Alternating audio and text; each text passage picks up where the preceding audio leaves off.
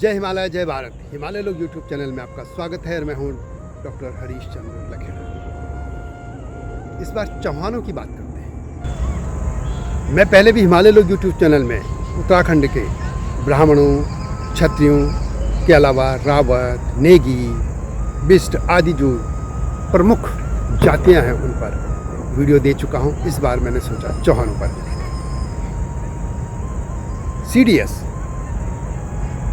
अनिल चौहान के बहाने इस बार चौहानों की बात करते हैं। चौहान आप जानते हैं कि पृथ्वीराज चौहान एक बहादुर राजा थे जो अंतिम हिंदू राजा माने जाते हैं। दिल्ली में उनका शासन था। हालांकि कुछ लोग हेमू को अंतिम हिंदू राजा मानते हैं, लेकिन हेमू का जो शासन था वो बहुत छोटे अंतराल का था। इसलिए मूलतः हम शासक, अंतिम जो हिंदू शासक मान सकते हैं दिल्ली इस क्षेत्र का, वो थे पृथ्वीराज चौहान।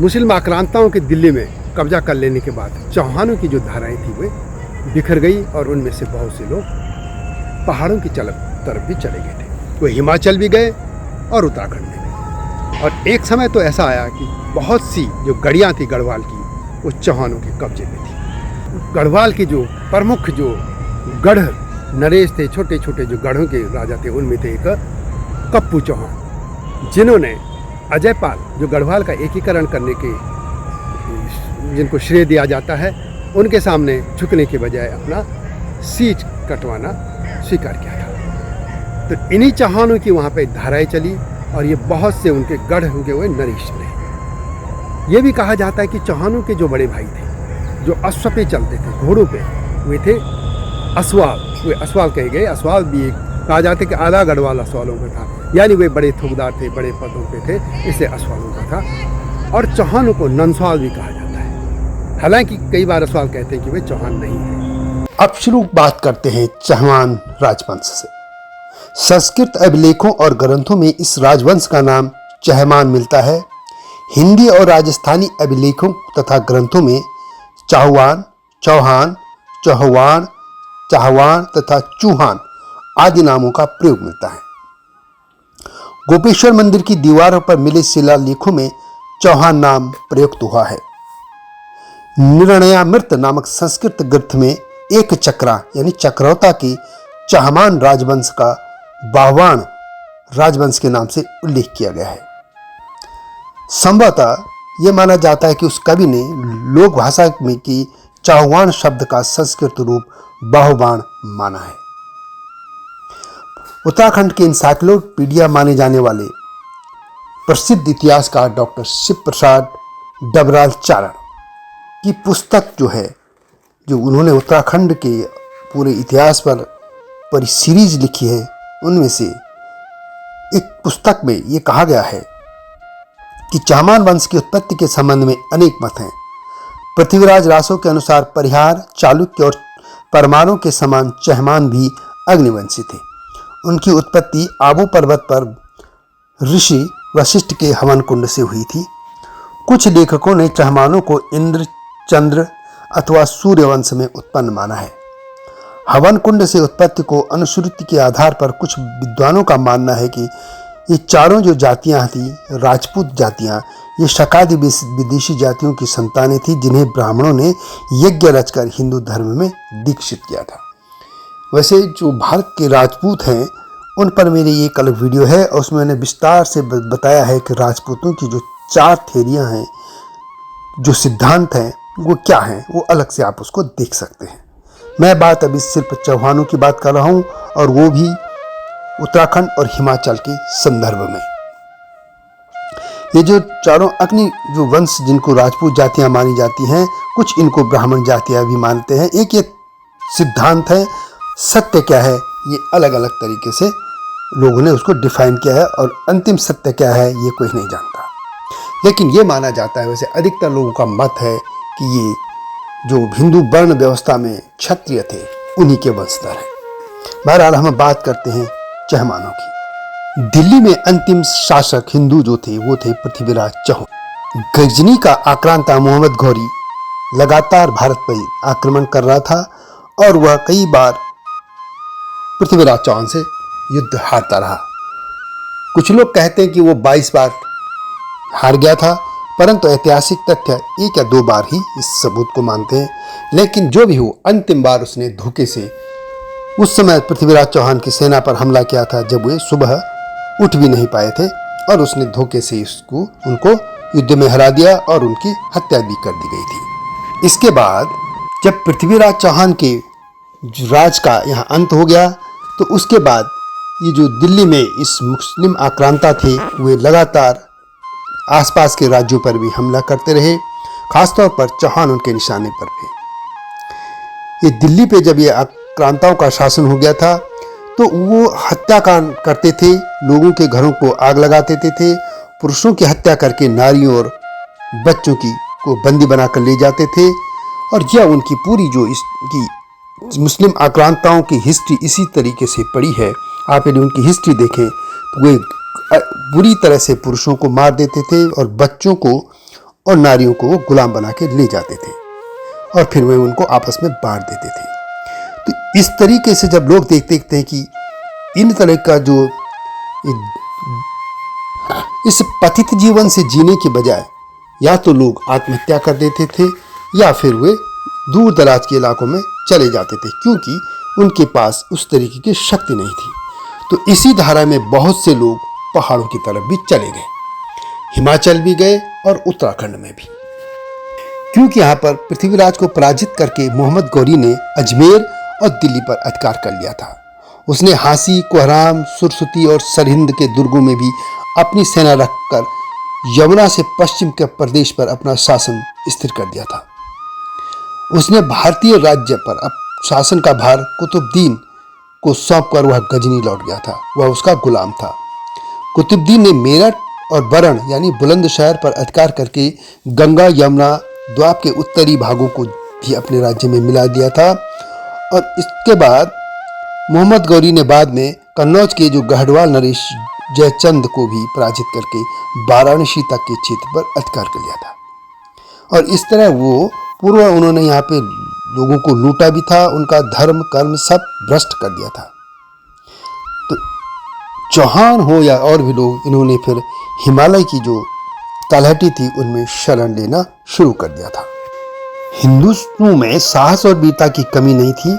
यह बात मुस्लिम इतिहास लेखकों ने भी हिंदू के जौहर का बार बार उल्लेख किया है, परंतु उस मुसलमानों के हाथ में पड़कर पतित जीवन बिताने की अपेक्षा हिंदू नारियां चिता पर जलना तथा हिंदू पुरुष जो थे हाथ में खड़ग लेकर अपने को युद्ध में बलिदान कर देना श्रेयकर समझते थे। इसके बावजूद जब बहुत ही ज्यादा अत्याचार होने लगे तो ये लोग, जैसे मैंने पहले कहा, लोग हिमालय की शरण में चले गए। डॉक्टर डबराल लिखते हैं कि अनुश्रुतियों से विदित होता है कि 13वीं सदी ईस्वी में गढ़ देश के अनेक महत्वपूर्ण गढ़ों पर चौहान वंश में उत्पन्न गढ़पतियों का अधिकार था।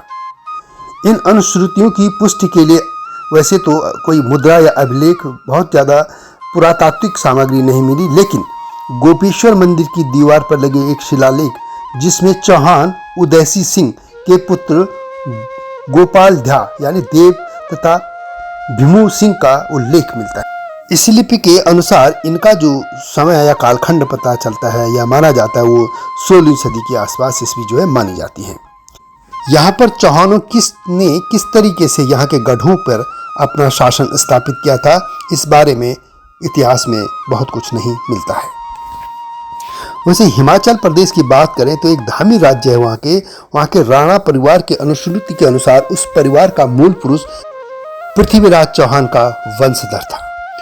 उसने गौरी के आक्रमण के बाद दिल्ली से भागकर अंबाला जिले के रायपुर नामक स्थान में शरण लेनी चाहिए थी और वहां से धामी चला आया था और बिलासपुर के राजा के यहाँ सामंत के रूप में उसने उस प्रदेश में शासन करने लगा था।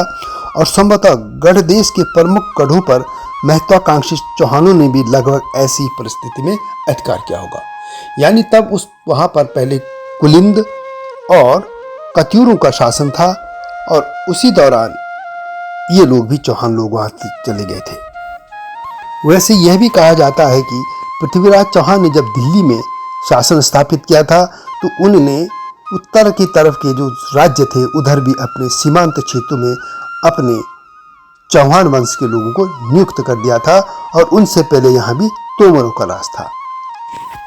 यानी कई जगह तोमर भी छोटी छोटी गढ़ियों के गढ़पति थे। चूंकि मोहम्मद गौरी और उसके जो सेना के लोग थे वे पंजाब, दिल्ली, अजमेर और गंगा यमुना के जो द्वार क्षेत्र है, समृद्धशाली जो थे क्षेत्र थे, उनमें ही शासन सुदृढ़ करने में लगे थे और उसमें व्यस्त थे। इसलिए उन्होंने पहाड़ी क्षेत्रों में या जो जंगलों से घिरे थे वहाँ पर उनके लिए कोई आकर्षण नहीं था, इसलिए उन्होंने इधर की तरफ बहुत ध्यान नहीं दिया। तो इस तरह चौहान लोग यहाँ पर अपने छोटी छोटी गढ़ियों में राज करने लगे थे। गढ़वाल के सीमांत पर शिवालिक की जो ढलानें हैं तथा गढ़देश के भीतरी भागों में जैसे मंदाकिनी की उपत्यका, पूर्वी सीमांत, पूर्वी पठार तथा पश्चिमी पठार के अनेक महत्वपूर्ण गढ़ों पर चहमानों का अधिकार था और वे अनेक शाखाओं में बंटे थे। हालांकि उनमें एक भी ऐसा गढ़पति उत्पन्न नहीं हुआ ऐसा शक्तिशाली जो सभी चौहान गढ़पतियों को संगठित करके पूरे गढ़ क्षेत्र पर या गढ़ देश जो है गढ़वाल आज का, उस पर एक चौहान राज्य को स्थापित कर पाता। यह भी कहा जाता है कि लगभग ये चौहानों की जो है 1 दर्जन शाखाएं वहाँ पे थी और इनमें झिंकवान, तुलसारा, मकरौला रावत, परसारा रावत, आजकल की जो इनकी कास्ट जो सरनेम है उनकी बात कर रहा हूँ, धम्मादा बिष्ट, असवाल, लोहबान नेगी, रमोला, शिवालिक अजमेर की चहमान, मायापुर हाट यानी खैलपुर की चहमान, चांदपुर की चहमान, उप्पूगढ़ की चहमान तथा कंडारगढ़ की दुगम। इनमें से कुछ केवल चहमान नाम से प्रसिद्ध हैं और आजकल ये चौहान भी लिखते हैं। कुछ में से जो थे कुछ को ग्राम विशेष में बस जाने से उनका और अन्य कारणों से दूसरे नामों से पुकारा जाने लगा। जैसे कुछ को रावत का भी उनको सम्मान दिया गया था, रावत को, तो वो रावत हो गए। कोई बिष्ट जो एक पद था जिनको पद मिला होगा शासन काल में, तो वो बिष्ट भी लिखने लगे। इस तरीके से होता गया। लेकिन वास्तव में झिकवाण जैसे हैं, तुलसारा और मकरौला रावत, चौहानों की 3 शाखाओं के गढ़ों के संबंध में यहाँ पे अनुश्रुतियाँ मिलती गई थी, लेकिन हाँ वे कम मिलती हैं। और इन सभी में कहते हैं कि झिंकवाण सबसे विशेष जो शक्तिशाली थे।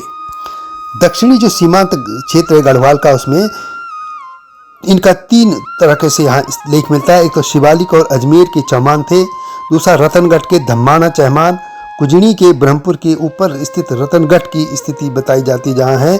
इस गढ़ के अधिपति धम्मादा बिस्ते जिन्हें चहमानों की ही शाखा माना जाता है। ये जो चहमान है इनको अब चौहान लिखते हैं लोग। और इसी तरह ज्वालापुर जो हाट की चहमान भी थी, ज्वालापुर ये जो है हरिद्वार में है। ज्वालापुर हाट में भी चौहान थे। ये कहा जाता है कि गंगा द्वार यानी जो हरिद्वार है वहाँ पे 2 ठकुरियाँ थी, मायापुर हाट तथा ज्वालापुर हाट। हाट जो है उत्तराखंड में हाट शब्द जो है किसी राजधानी के लिए भी होता है प्रयोग, वैसे जो हाट बाजार के लिए भी कहते हैं। मायापुर हाट पर पुंडीरों का अधिकार था और उसके पास ज्वालापुर हाट था जिसे खैलपुर कहा जाता है। यहाँ चहमानों का अधिकार था और खैलपुर के धामदेव चहमान की 6 पीढ़ी के पूर्वजों के नाम मिलते हैं। जो परसारा रावत हैं, जो चौहान थे, उनके लिए कहा जाता है कि परसारी गांव में बसने के कारण उनको परसारा रावत कहा गया।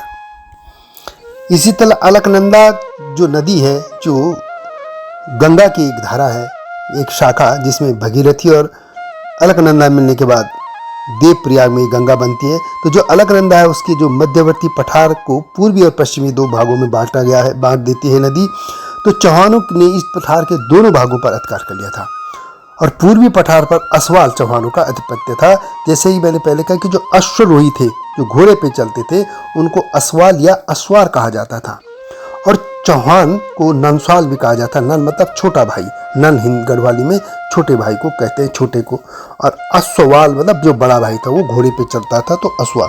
हालांकि कई जगह अस्वाल कहते हैं कि हम अस्वाल ही थे, चौहान नहीं थे। लेकिन जो भी चौहान नरेशों को अपनी मुद्रा या भाला ली हुई अश्वरूपी का चित्र इनको अंकित करना प्रिय था। इनकी जो मुद्रा है उसमें मिलते हैं। उनकी मुद्राओं पर एक और भाला लिए हुए अश्वरोही का चित्र और दूसरी तरफ अश्वारोही यानी अश्वरोही सामंत देव अंकित रहता था। गढ़वाल में जो चांदपुर गढ़ी से पवारों का उदय हुआ था, उनसे पहले असवाल गढ़पतियों का ही पूर्वी पठार और सलान के बड़े भाग पर इनका आधिपत्य था। और यह भी कहा जाता था कि आधो असवाल आधो गढ़वाल। इस पर एक अलग सी वीडियो मैंने पहले ही बना रखी है, आप उसको वहाँ देख सकते हैं। वैसे अब भी पूर्वी पठार के कई पट्टियों में अस्वाल जो शब्द दिखते हैं उनमें एक अस्वाल भी है, और पीली पट्टी के थुकदाल भी अस्वाल थे और इनके कई गांव के में भी खाकर बसे थे। इसी तरह पश्चिमी पठार के भी 3 प्रमुख गढ़ों पर चौहानों का अधिकार था। चौहान वंश की शाखा रमोला राजपूतों ने रमोली परगने के रमोला गढ़ तथा रैका परगने के रैका गढ़ पर भी आधिपत्य जमाया था। इसी पठार पर चौहानों का तीसरा प्रसिद्ध गढ़ था उप्पूगढ़, और यही गढ़ है जो वहां के कप्पू चौहान बहुत प्रसिद्ध थे। उप्पूगढ़ अलकनंदा के दाहिनी तट पर श्रीनगर के पार आज के टिहरी राज्य की उदयपुर पट्टी के एक ऊंचे टीले पर बनाया गया था, और श्रीनगर से उप्पूगढ़ तक पहुंचने के लिए अलकनंदा के ऊपर एक झूला बनाया गया था। संकट के समय झूले को काटकर पूर्व की ओर से आने वाले शत्रु का गढ़ में प्रवेश जो है रोक दिया जाता था।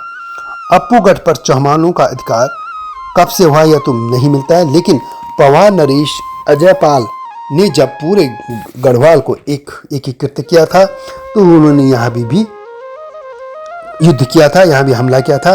और कहा जाता है कि पवार नरेश अजयपाल के राजकाल में उप्पूगढ़ का जो गढ़पति थे वो यही कप्पू चौहान थे, और जिसे पराजित करके अजयपाल ने इस महत्वपूर्ण गढ़ पर अपना अधिकार कर लिया था। एक अलग सी कहानी है, और जो कप्पू चौहान है उनको महान वीरों में, उत्तराखंड के वीरों में उनको गिना जाता है। इसी तरह पूरी सीमांत की हम बात करें तो वहाँ पे 2 प्रसिद्ध गढ़ों लोहबागढ़ तथा चांदपुर गढ़ पर चौहानों ने अधिकार कर लिया था। लोहबागढ़ के चौहान जो अब लोभा नेगी या लोहवान नेगी कहलाते हैं। 2 प्रसिद्ध गढ़पति थे, दिलेवर सिंह और प्रमोद सिंह। ये इनको बहुत प्रतापी माना जाता है, और कहा जाता है कि लोहबागढ़ में जो चौहानों को पवार नरेशों ने जब हरा दिया तो ये फिर उनके सामंत बन गए थे, और ये हमेशा ही फिर जो पवार राजा थे उनके सेना के अग्रणी पंक्ति में रहते थे। यह भी कहा जाता है कि चांदपुर गढ़ में भी पहले चौहानों का ही आधिपत्य था, यानी पवारों का राजवंश जब वहाँ शुरू हुआ तो उनसे पहले चौहानों का ही वहाँ पे वो आधिपत्य था।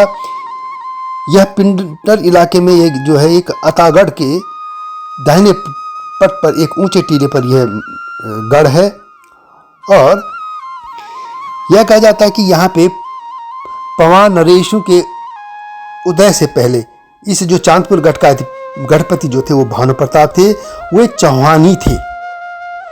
रतुड़ी जो हरिकृष्ण रतुड़ी जो गढ़ नरेश के मंत्री भी थे, उनका जो गढ़वाल का इतिहास है उसमें वो लिखते हैं कि एक अनुश्रुति के अनुसार पृथ्वीराज की कुछ पीढ़ियों में ये जो चांदपुर के जो नरेश थे भानु प्रताप वे पैदा हुए थे, और भानु प्रताप के पूर्वज पृथ्वीराज को उनके नाना बद्रिकाश्रम और दिल्ली के नरेश अनंगपाल ने अपना उत्तराधिकारी बनाया था।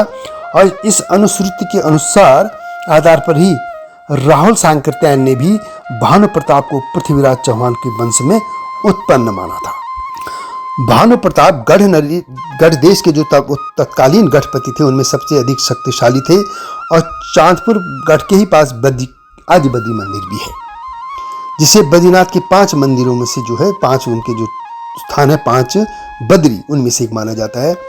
और इसलिए ये जो चांदपुर का गढ़ थे वो बद्रीनाथ के राजा भी कहलाते थे, और इसलिए उनका दूसरे गढ़पतियों में धार्मिक दृष्टि से भी वो उनको अपना सम्मान देते थे। तो इन्हीं भानु प्रताप जो राजा थे उनका कोई पुत्र नहीं था, और उन्होंने अपनी बेटी 2 बेटियां थी उन्होंने एक अपनी बेटी का विवाह कुमाऊं नरेश जो थे उनके पुत्र राजपाल से तथा छोटी पुत्री का विवाह पवार वंश के कनकपाल से कर दिया था। ये कनकपाल जिनके बारे में कहा जाता है कि वे धार नगरी जो मध्य प्रदेश में है वहां से आए थे, और उन्होंने अपना पूरा राजपाट जो है कनकपाल को सौंप दिया था, और इन्हीं कनकपाल से फिर पवार वंश का उद्भव हुआ। और वो जिन्होंने बाद में अजयपाल जो इनके वंशज थे उन्होंने पूरे गढ़वाल को एकीकृत किया, और फिर वो गढ़देश हो गया था। ये सब में कुछ ऐतिहासिक बातें हैं, कुछ अनुश्रुतियां हैं, लेकिन जो भी लिखी गई हैं मैंने वो आपके सामने रखी हैं। इसी तरह जैसे चौहानों के लिए बाहुबाण भी कहा गया है, और यहाँ बाहुबाण राजाओं का भी आधिपत्य रहा है, खास तौर पर चक्रौता इलाके में। जैसा कि मैंने पहले कहा कि उत्तर भारत की बोलियों में चौहानों के लिए चौहान, चौहान, चौहान जैसे शब्दों का प्रयोग होता है। और ये जो है वहाँ के कवि थे अल्लाटनाथ, उन्होंने बाहुबाण को ही चौहानों के लिए तत्सम शब्द यानी बाणों के समान संहारक बाहों वाला शब्द के रूप में प्रयोग कर दिया था। और इतिहासकार जो है भंडारकर, उन्होंने बाहुबाण शब्द को चौहानों के लिए ही प्रयुक्त माना गया है और भी इतिहासकारों ने इसे माना है। तो इस तरह वहाँ पे एक जो बाहुबाण नरेश थे वो भी यानी चौहानों के वंश थे। और एक चक्रा के पास सूर्य नदी, यमुना नदी जो थी उसके ही आसपास उनका क्षेत्र होता था। और इसे ये माना सकते हैं कि ये यमुना की उपत्यका में कोई नगरी थी, जो कि आजकल की ये एक चक्रा या जो चक्रौता है उसके आसपास भी चौहानों का राज था। माना जाता है कि चौहानों का यह राज्य यमुना के दोनों उपत्यकाओं पर दून के चौरस प्रदेश से लेकर गिरि नदी, टॉन्स नदी और यमुना की पर्वतीय उपत्यका के कुछ भागों में फैला था। इस वंश का जो स्थापक है उनका नाम था स्वरूप। ये जो राजा थे इनको माना जाता है ये भी बाहुबाणों के कुल में उत्पन्न हुए थे। और इसके अलावा इनके पुत्र थे करणदेव और उनके भी पुत्र थे उद्धरण। इस तरह की कई इनके जो वंशावली भी मिलती है ये जो बाहुबाण है यानी चौहानों का। इसी तरह की कहानी हिमाचल प्रदेश में भी है। हिमाचल के में भी कई जगह छोटी छोटी जो वहाँ के गढ़ थे वहाँ पे चौहानों का राज था। और ये जो चौहान आज भी वहाँ पे गढ़वाल और हिमाचल में खास तौर पर ये जो मध्य का क्षेत्र यमुना के इधर उधर दोनों तरफ यहाँ पे चौहान बहुत बड़ी संख्या में मिलते हैं। अब ये चौहान कब उत्तराखंड में आए, जो इनका कुछ बहुत मिलता भी है। पंडित हरिकृष्ण रतूड़ी की जो पुस्तक है गढ़वाल का इतिहास में, उसमें जो विभिन्न राजपूत जातियाँ क्षत्रिय जाति उत्तराखंड में आई उनमें चौहानों के लिए कहा गया है कि ये चौहान वंश के थे और मानपुरी से आए थे। और ये उप्पूगढ़ इनका जो गढ़ था, यानी जो उप्पूगढ़ के चौहान थे वे मैनपुरी से आए थे। चौहानों के एक और वंशधर जिनको परसारा रावत कहते हैं, इनके लिए बारे में कहा गया है कि ये ज्वालापुर से आए थे 1002 में और परसारी गांव में बसने के कारण परसारा रावत कहलाए। लुतड़ा रावत ये भी चौहान है और लोहा चांदपुर से ये आए थे 8038 में। ये पुराने ठाकुर आशा व बासा रावत थोकदार कहलाते थे। धम्मादा बिष्ट ये भी चौहान है और ये दिल्ली से आए थे। लोहमा नेगी ये भी चौहान है और दिल्ली से आए थे 1035। और ये मैं संबत की बात कर रहा हूँ, ये जो भी मैंने ये वो कहे हैं 1035 जने में कहा, तो ये सभी संबत में हैं न कि सन में। चौहानों और असवालों का जो एक ही कुल के होने की बात कही जाती है उसका एक उदाहरण मैं आप लोगों के सामने रख देना चाहता हूँ। यदि आप कभी कोटद्वार से आगे लैंसडाउन से आगे भगवान तारकेश्वर मंदिर में गए होंगे तो उस मंदिर में आप देखेंगे कि वहाँ पर जो मुख्य पूजा होती है जब, तो उस पे जो आसपास के गांव हैं अंगड़ी, मनगांव, घोटल वगैरह, ये जहाँ पे सब चौहान रहते हैं, तो प्रथम जो पूजा होती है वो ये चौहान ही करते हैं। और इस मंदिर में असवालों को नहीं आने दिया जाता है। वहाँ पे यह है कि असवाल जात और कंदार पात, ये कंदार जो पेड़ होता है शाल का, उसके पत्ते यहाँ नहीं आने चाहिए। ये भगवान जो तारकेश्वर है उनकी सीमा रेखा में। और ये मैंने वैसे भगवान तारकेश्वर को लेकर जो एक वीडियो बनाई थी उसमें भी कहा है कि वास्तव में ये माना जाता है कि असवालों और चौहानों में कोई आपसी द्वंद्व हुआ होगा, युद्ध, कोई झगड़ा कुछ रहा होगा इनका। तो चौहानों चूँकि वहाँ वर्चस्व था मंदिर में भी, तो उन्होंने उनको आने के लिए इस तौर पर धार्मिक गाथा जोड़ दी गई। चूँकि और आज भी वहाँ के चौहान कहते हैं कि हम नंसवाल हैं, और बड़े को असवाल को वो अश्व में चलने वाले असवाल बड़ा भाई मानते थे। तो ये है, हालांकि कई जगह असवाल, मैंने जैसे पहले भी कहा कि असवाल कहते हैं कि हम चौहान नहीं हैं, लेकिन ऐतिहासिक तथ्य कहते हैं कि अश्व में चलने के कारण ये चौहान असवाल कहलाए थे।